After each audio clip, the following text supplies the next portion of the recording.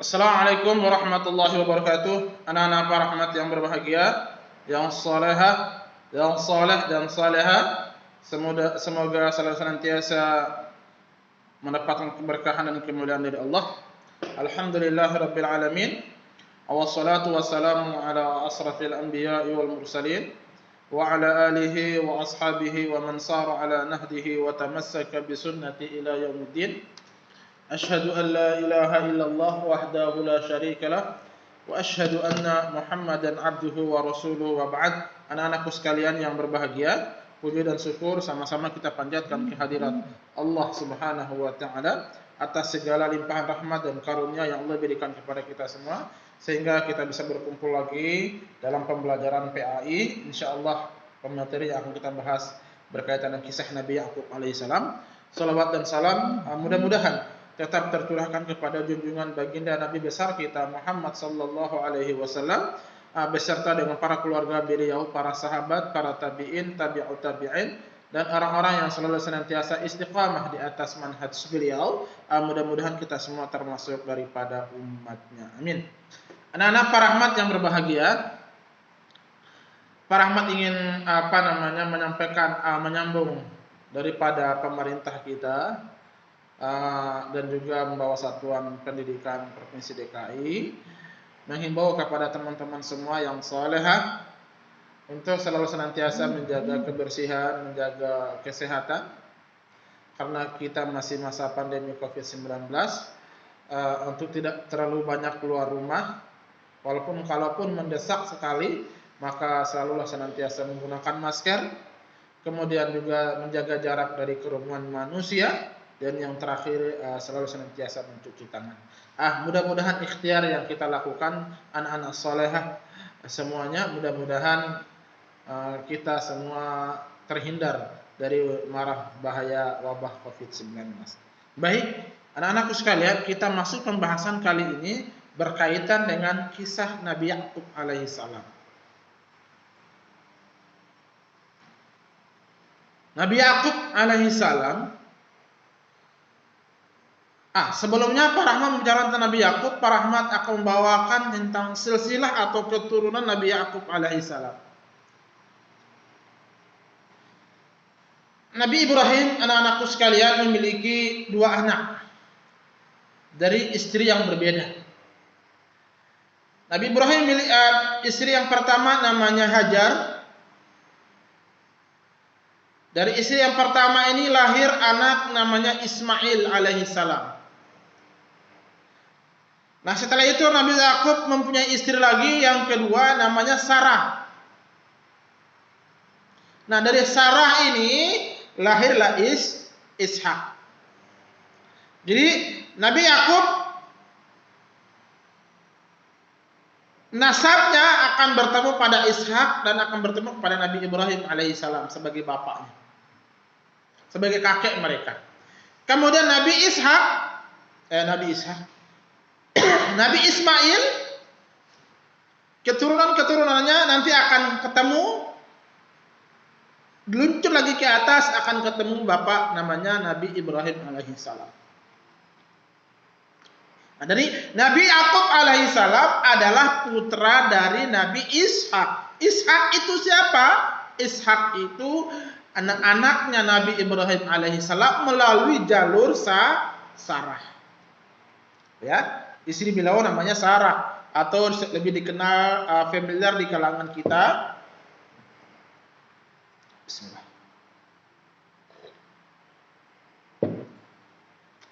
Bangsa Indonesia, khususnya bangsa Melayu, menyebut istri-istri para nabi disebut dengan Siti Sarah.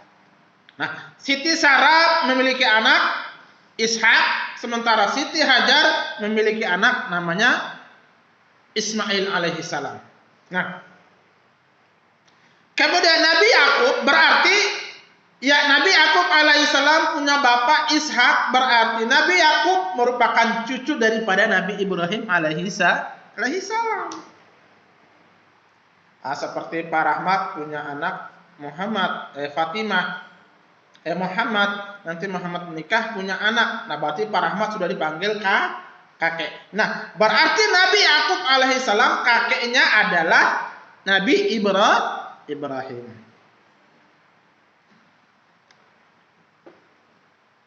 Karena Nabi Ishak adalah putra daripada Nabi Ibrahim melalui jalur istri bernama Siti Sarah. Salah satu daripada istri Nabi Ibrahim alaihissalam. Kemudian Nabi Yakub alaihissalam diutus oleh Allah Subhanahu wa taala menjadi nabi dan rasul untuk berdakwah kepada Kan'an. Ya. Menyeru kepada umatnya supaya beriman kepada Allah. Lihat teman-temanku sekalian, ingat Allah Subhanahu wa taala berfirman, "Wa laqad ba'atsna fi kulli ummatin rasulan an i'budullaha wajtanibut taghut."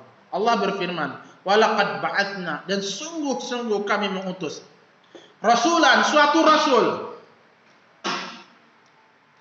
kepada kaumnya untuk berdakwah ubudullah, mentauhidkan Allah.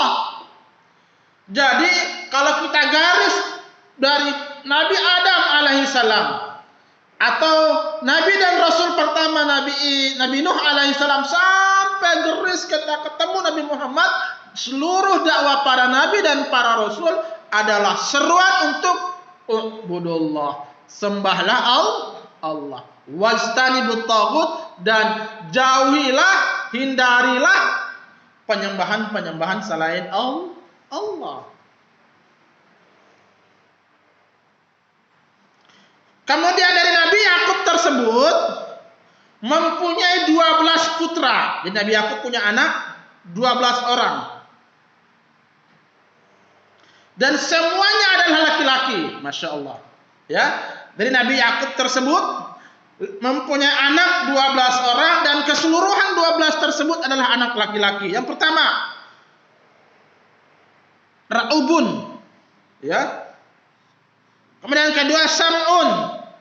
Kemudian yang ketiga Lawi, keempat Yahuza, yang kelima Yasakir, Zabalun, Yusuf. Nah, nanti kita akan ketemu sejarah Nabi Yusuf, akan ketemu. Nabi Yusuf, kemudian Bunyamin dan Nafal, Jad dan Asyir. Hanya Yusuf dan Bunyamin yang merupakan saudara seayah dan seibu. Sedangkan yang lain merupakan saudara seayah saja. Ya, berarti Nabi Yusuf alaihissalam kemudian saudara adiknya Bunyamin itu adalah satu bapak satu ibu. Yang lain daripada itu adalah hanya saudara seayah saja. Ya, berarti beda ibu. Nah, nanti kita akan masuk Nabi Yakub, nanti kita akan berbicara tentang Nabi Yusuf, kita akan ketemu dengan Nabi Yakub alaihissalam. Bagaimana kesabaran Nabi Yakub alaihissalam. Nabi Yusuf yang begitu cakapnya, gantengnya, ganteng seperti bapak ya, amin ya Allah. Ya, gantengnya, cakapnya Nabi Yusuf alaihissalam ketika beliau akan diangkat menjadi raja Mesir yang muda. Itu teman-teman harus tahu tentang silsilah sejarah para nabi. Apalagi nanti kita masuk pembahasan tentang nabi kita yang terakhir, Nabi Muhammad sallallahu alaihi wasallam. Nabi Yakub alaihissalam adalah nabi yang sangat penyabar. Lihat teman-teman, julukan para nabi itu adalah para jujur dan sabar. Berarti kalau teman-teman ingin jadi orang yang sukses, langkah yang pertama harus menjadi orang yang sabar. Sabar hinaan, sabar dalam celaan orang, dikucilkan orang. Selama kita berada di garis kebenaran, maka teman-teman jangan bersedih. Teman-teman jangan menangis. Karena hidup kita di dunia yang kita cari hanya ridha Allah. Jangan harap dengan keriduan manusia. Itu hanya keriduan yang sirna dan sementara saja. Carilah keridhaan Allah. Nah, sepertilah Nabi Yakub alaihissalam sabar dalam berdakwah. Maka kita lihat kalau Pak Rahmat boleh menggarisbawahi tentang sejarah Nabi kita Muhammad sallallahu alaihi wasallam kesabarannya luar biasa. Bayangkan beliau disakiti, beliau dihina, beliau dilecehkan kehormatan. Apakah beliau balas? Tidak. Atau teman-teman mungkin pernah mengingat video sebelumnya tentang kisah Nabi Daud. Pak Rahmat pernah menyinggung tentang bagaimana Nabi Shallallahu Alaihi Wasallam berhijrah ke Taif. Karena daerah Taif, teman-temanku sekalian, itu daerah yang penduduknya mayoritasnya lemah lembut. Orang-orang Taif itu terkenal dengan lemah lembut. Kalau Pak Rahmat suaranya lembut, teman-teman pasti ketawa. Kelas 1, kelas 2, pokoknya teman-teman yang Pak Rahmat ngajar, kalau Pak Rahmat suaranya lembut, teman-teman pada ketawa, dibilangnya lucu. Nah, orang-orang Taif itu terkenal dengan lemah lembut. Harapannya ketika Rasulullah SAW berdakwah ke Taif, harapannya adalah orang-orang Taif karena terkenal dengan kelembutan, maka dakwah yang diajak oleh baginda Rasulullah akan mudah diterima. Ternyata apa yang diharapkan oleh Rasulullah Sallallahu Alaihi Wasallam malah sebaliknya. Sebelum Rasulullah berangkat ke Taif, orang-orang Quraisy sudah mengetahui bahwasanya Rasul akan berangkat ke Taif. Orang-orang Quraisy mengirim pasukan hasutnya ke Taif. Mereka menghasut penduduk Taif, menghasut orang-orang penduduk Taif bahwasanya Nabi Muhammad jangan didengar perkataannya, dia adalah orang gila, dia adalah tukang sihir dan seterusnya. Ketika Nabi SAW sampai di sana, apa yang terjadi teman-teman? Rasulullah dilempari dengan batu. Bukan penyambutan yang diterima oleh Nabi Shallallahu Alaihi Wasallam ketika beliau hijrah ke Madinah. Bayangkan ketika Nabi hijrah ke Madinah, penyambutan orang-orang Ansar dan orang-orang Muhajirin yang hijrah duluan, penyambutan yang sangat luar biasa dengan melantunkan syair Thala'al Badaru Alaina dan seterusnya. Nah, ketika Rasulullah hijrah ke Taif, tidak demikian. Beliau dilempari sampai muka beliau, pelipis beliau berdarah, dan Nabi Shallallahu Alaihi Wasallam dalam keadaan lemah. Sehingga datang dua malaikat menawarkan dirinya, wahai Muhammad, izinkan kami berdua untuk mengangkat dua bukit ini, kami lempar ke penduduk Taif, maka mereka akan sirna dan lenyap. Bayangkan, Pak Rahmat kalau gitu kan, oh angkat saja, lempar saja biar habis sekalian. Itu kalau Pak Rahmat. Tapi Nabi tidak demikian, teman-teman. Akhlak yang sangat mulia sekali. Akhlak yang sepantasnya kita contoh. Balaslah kejahatan dengan kebaikan. Balaslah hasutan, balaslah kedengkian, balaslah kezaliman dengan senyum dan mengharap ridha Allah. Bayangkan ketika Nabi Sallallahu Alaihi Wasallam sedang lemah, kondisi beliau sedang berdarah, datang dua malaikat Jabal lain menawarkan kepada Rasulullah, "Hai Rasulullah, izinkan kami berdua untuk mengangkat dua bukit ini, kami lemparkan kepada Taif, karena mereka sudah durhaka terhadap dirimu, wahai Rasulullah." Bayangkan, apa kata Nabi? Lah, tidak. Jangan wahai para malaikat, seandainya engkau lemparkan gunung tersebut ke penduduk Taif, mereka akan lenyap. Dan saya takut suatu saat nanti orang-orang Taif tidak akan sujud sama Allah. Perhatikan, dan aku maafkan mereka. Fa innahum la ya'lamun. Sesungguhnya orang-orang Taif tidak mengetahui apa yang aku. Rasul sangat memaaf. Maka ini yang harus kita contoh. Jangan mudah tersinggung marah, ya. Kalau tersinggung, alhamdulillah ya Allah, sabarkan hatiku. Sabar. Sabar, lupakan dan maafkanlah kesalahan orang. Maafkan kesalahan orang. Suatu saat anak-anakku sekalian, hati kita menjadi lapang dan mudah menerima kebaikan daripada kita mengikuti hawa nafsu kita, dan akhirnya Allah akan murka pada diri kita. Anak-anakku sekalian, Nabi Yakub alaihissalam adalah seorang bapak yang sangat mencintai putranya Nabi Yusuf alaihissalam. Kenapa? Karena isyarat bahwasanya nanti anaknya Nabi Yusuf akan diangkat oleh Allah Subhanahu wa taala, akan menjadi nabi dan rasul. Ya. Sehingga Nabi Yusuf, karena saudara-saudara tirinya Nabi Yusuf alaihissalam, yaitu Ra'bun, Sam'un, Lawi, Yahuza, Yasakir, Zabalun, mengusulkan supaya Nabi Yusuf itu disingkirkan dari mereka, karena mereka sangat iri dengki terhadap kelebihan Nabi Yusuf alaihissalam. Sehingga Nabi Yakub bersabar sampai beliau menangis, ya.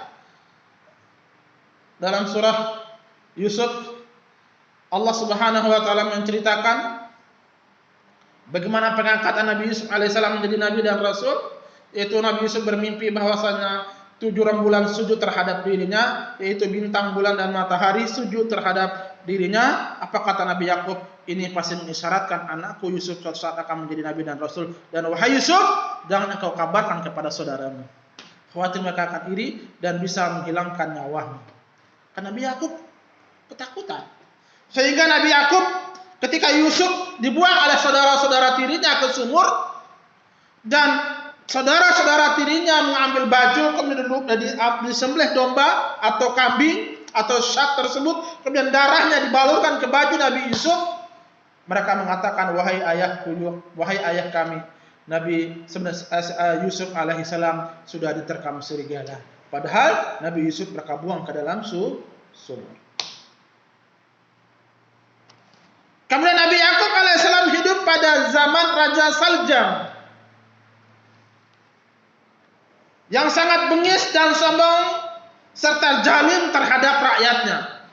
Lihat, Allah Subhanahu wa taala mengutus setiap para nabi dan para rasul itu pasti tandingannya ada. Nabi Musa, Fir'aun. Nabi Ibrahim, Namrud. Nabi Daud, Jalut. Siapa lagi? Nabi Yunus dengan kaumnya yang tidak taat. Nabi Musa, Nabi Isa, dan Nabi kita yang terakhir pasti ditunjuk adalah Abu Jahal dan orang-orang Quraisy pada saat itu yang bangkang terhadap perintah Allah. Sehingga Nabi Yakub dan putra-putranya memerangi Raja Saljam yang kejam, yang sombong itu. Berkat pertolongan Allah Subhanahu wa taala, akhirnya Nabi Yakub dapat mengalahkan Raja Saljam tersebut. Nabi Yakublah yang mula-mula disebut sebagai Bani Israel karena beliau pernah berjalan pada malam hari di seluruh keluarganya menuju Mesir. Nah, ketika itu beliau ingin mendatangi putranya Nabi Yusuf alaihissalam yang menjadi pembesar Mesir pada saat itu. Ketika Nabi Yusuf dibuang ke sumur, kemudian diambil oleh para musafir dan dijual Nabi Yusuf di pasar, jadikan budak dan dibeli oleh Kementerian Pertanian Mesir pada saat itu, dan Nabi Yusuf mampu menafsirkan mimpi pertanian tersebut, dan hingga Nabi Yusuf bisa menafsirkan mimpinya raja, dan akhirnya Nabi Yusuf diangkat menjadi raja muda Mesir pada saat itu. Ya, ketika itu beliau ingin mendatangi putra Nabi Yusuf yang menjadi pembesar Mesir pada saat itu, dan beliau menetap di Mesir dan hingga wafat juga di Mesir. Kemudian anak-anakku sekalian, ada 2 pelajaran yang kita bisa ambil daripada kisah Nabi Yakub. Yang pertama, Allah Subhanahu wa taala tidak menyukai orang-orang yang sombong. Definisi orang yang sombong, teman-teman, adalah batarul haq wa ghamtun nas. Menolak kebenaran dan meremehkan manusia. Para mat ulangi, definisi sombong adalah batarul haq wa ghamtun nas. Menolak kebenaran, menolak ayat Allah, menolak hadis Nabi sallallahu alaihi wasallam, dan meremehkan manusia. Kemudian yang kedua adalah selalu senantiasa menerapkan kesabaran pada diri kita. Dimanapun yang kita alami, kejadian apapun yang kita rasakan, baik yang menyenangkan ataupun menyakitkan, kita sebagai hamba Allah harus senantiasa merendahkan diri dan selalu senantiasa bersabar dalam segala hal. Kemudian yang terakhir, Allah Subhanahu wa taala akan menolong hamba-hamba Allah yang selalu senantiasa mengikuti dan mentaati perintah Allah dan Rasulnya. Mereka itulah akan menjadi pertolongan. Mereka itulah yang akan menjadi Allah Subhanahu wa taala akan menolong mereka baik di dunia maupun di akhirat. Baik anak-anakku sekalian kelas 2A dan 2B yang para rahmat cintai, mudah-mudahan kisah singkat kisah singkat dari Nabi Yakub menjadikan pelajaran buat kita. Jadikanlah para nabi dan para rasul, kemudian para sahabat Nabi sebagai idola dalam kehidupan kita. Sebelum para menutup ini, para hamba ingin mengatakan sebuah perkataan yang sangat indah sekali bagi seluruh anak-anak para rahmat, baik kelas 2A, 2B dan seluruhnya. Nabi Ibnu Mas'ud radhiyallahu taala anhu mengatakan, "Man kana minkum muta'assiyan falyata'assa bi ashabin nabi." Barang siapa yang ingin menjadikan seseorang sebagai idola, maka falyata'assa bi ashabin nabi, hendaklah dia menjadikan para sahabat Nabi sebagai idola mereka. Kenapa anak-anakku sekalian? Fa innahum abarru ummati quluban. Karena para sahabat Nabi adalah mereka yang paling baik hatinya, baik dalam segi keimanan mereka maupun ketakwaan mereka kepada Allah Subhanahu wa taala. Wa a'matuha ilman, dan para sahabat Nabi adalah mereka yang paling dalam ilmunya. Kenapa demikian wahai teman-teman? Karena para sahabat Nabi mereka yang belajar langsung dari sumbernya ilmu, sumbernya syariat, yaitu lisan Nabi kita Muhammad sallallahu alaihi wasallam. Bahkan sebagian para sahabat Nabi menyebabkan Allah akan turunkan wahyu kepada mereka. Lihat kisah Ubay bin Ka'ab. Ketika hadis kursi menceritakan ya Rasulullah, Allah Subhanahu wa taala mintakan, wahai Jibril, tolong sampaikan kepada Muhammad, perintahkan Ubay bin Ka'ab untuk membacakan aku surah Al-Bayyinah. Allahu Akbar. Ketika malaikat Jibril sampaikan kepada Nabi, Nabi panggil Ubay. Wahai Ubay, aku diperintahkan oleh malaikat Jibril langsung dari Allah Subhanahu wa taala memerintahkan kepadamu untuk membacakan surah Al-Bayyinah untuk Allah. Ubay bertanya, teman-teman.